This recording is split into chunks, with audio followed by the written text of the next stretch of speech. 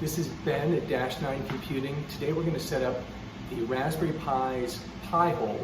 It's a DNS server that basically blocks ads, and you can do custom rules too. So you could say, there's a site you don't want any of your machines to get to. You can pop that in there and just block it. It's very easy to install. It really is DNS under the hood with a kind of a response policy zone setup. And it's quite basic. There's a bunch of feeds you can get, so you don't have to do a ton of custom work. So I'll go through the install. I'm installing it on a Raspberry Pi 4, running Raspbian. I was running Bind DNS, but we'll shut that down. It's super simple, it's fun, it's kind of a neat little thing to do, and it's pretty effective. It's not perfect, but if there's certain sites you go to, I don't know, a news website, and you just don't want to see all these stupid pop-up ads and windows, you can really control a lot of that. So you basically make it your DNS server and you point your clients at it. And you can use it for home. Super simple. So let's jump on in. Woo! So first thing we need to do is stop bind named that's running because we set it up in a previous video. So let's just see ps-ef pipe through grep for named. So there it is running. Right now I'm in etc init.d. And if we look in etc.init.d, you'll see there's a bind 9 script. So we're going to sudo bind 9 stop. Okay, it says it stopped. Now we're going to do that psef again, grep for named. It's not there anymore. Excellent. We're good to start. Okay, so I should probably stop it also so it doesn't start up. Our run level is run level 3. So let's go up into etcrc3.d. And here's our startup script so1 bind 9. Sorry for the delay. I'm doing a screen. I'm projecting the screen from my machine downstairs up to my laptop, which is fun to do. We're going to move that to X and then the same file name. The idea is it won't run it if it has an X in front of it. I believe it's only looking for files that start with an S. So let's see, bind 09. Okay. Oh, I need to be root. Sudo. If we now paste this in, so sudo curl, so we're going to grab from this web page install.pi-hole.net, and we're going to run the bash script.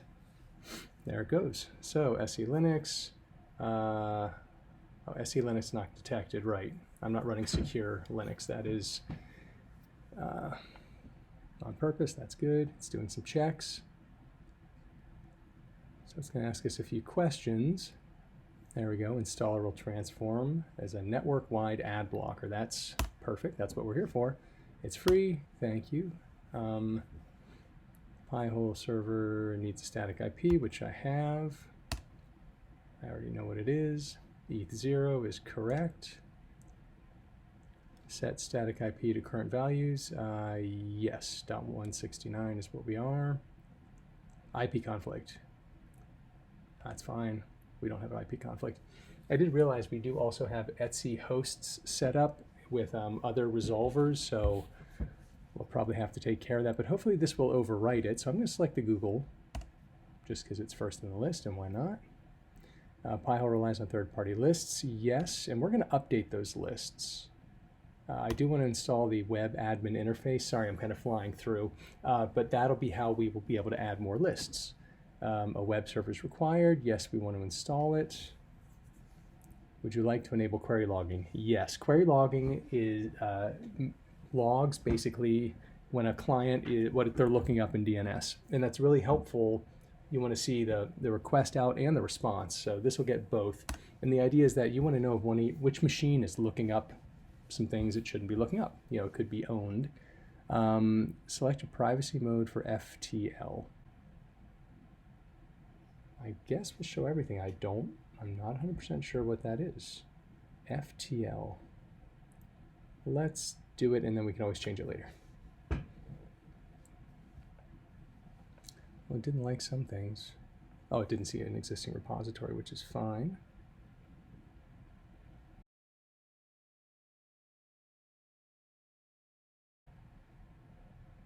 Okay, we're back.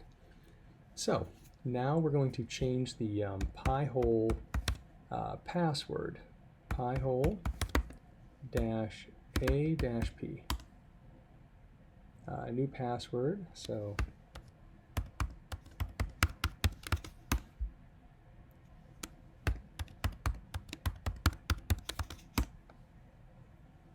okay, new password set.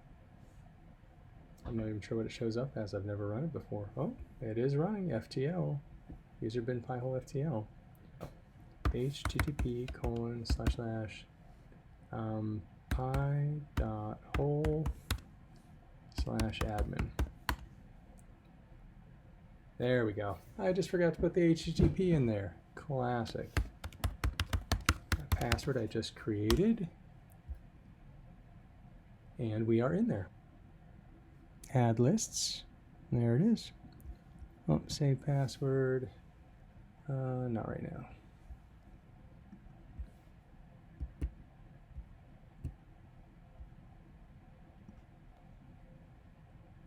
That looks good. Let's add that one. So that is error. Something went wrong. Please use /pass G to update your gravity list. Oh, I guess it'd be good to read first. Okay, let's go back to the command line.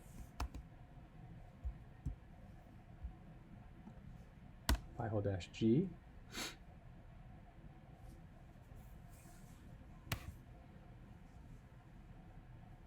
Ah, okay. Gravity domains. Okay, let's see now if we can add this one. Let's try it, add. Successfully added. It's very nice that they let us know that you need to do that. List again. I think it's gonna probably need that every time after reloading. Where is that? PiHole-G. PiHole-G.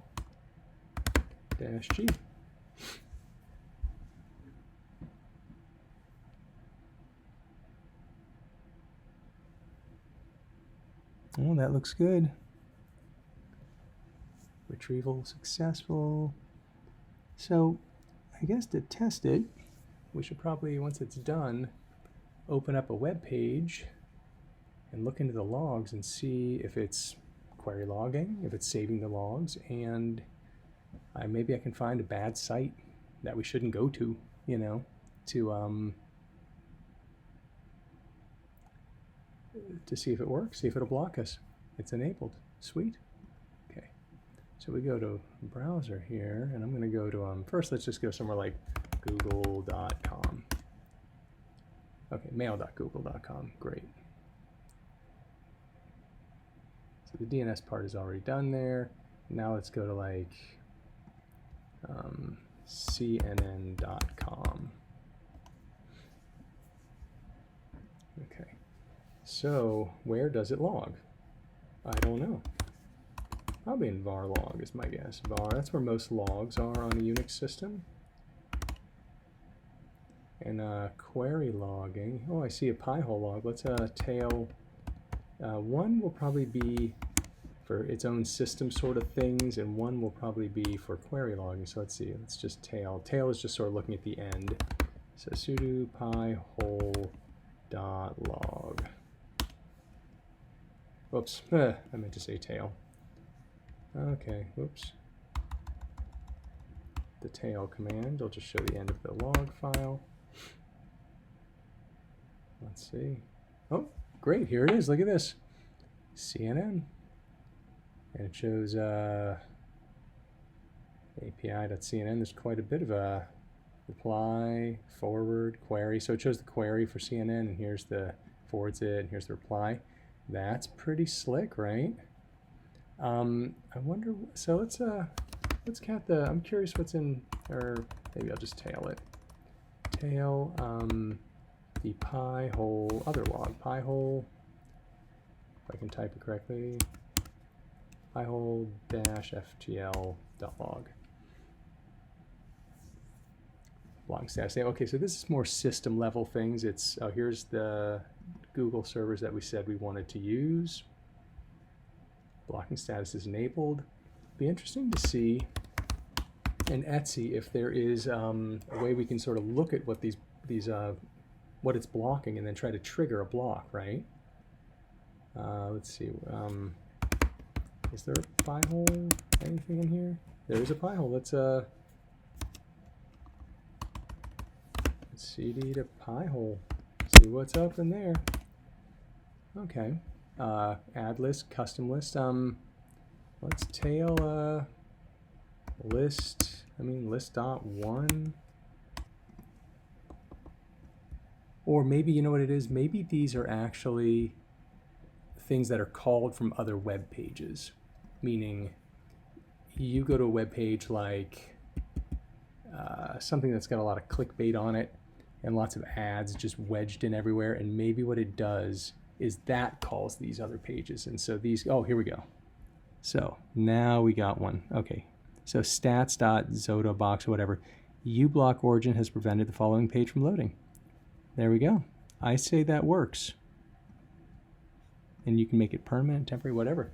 Pretty sweet, pretty simple. Great way to stop getting pop-up ads. So we're actually first going to tail the PiHole.log. And this is me just going to Google. And now we're going to actually browse to a site that's meant to test. And it's Fuzzy the guy, is it Fuzzy? The Pi guy, .tech. And you'll see it's going to say, if you see any ads here, it's not working, but it says it is working. So PiHole is working because there's no ads. Let's see what it did in the logs. Okay. So it did block something here. Gravity blocked. Page 2, page add 2 at googlesyndication.com. So that did do something. And now there's a much more aggressive checking site. Let's try the simple test. Okay, looks like it did not block that one. Disable ad blocker warning.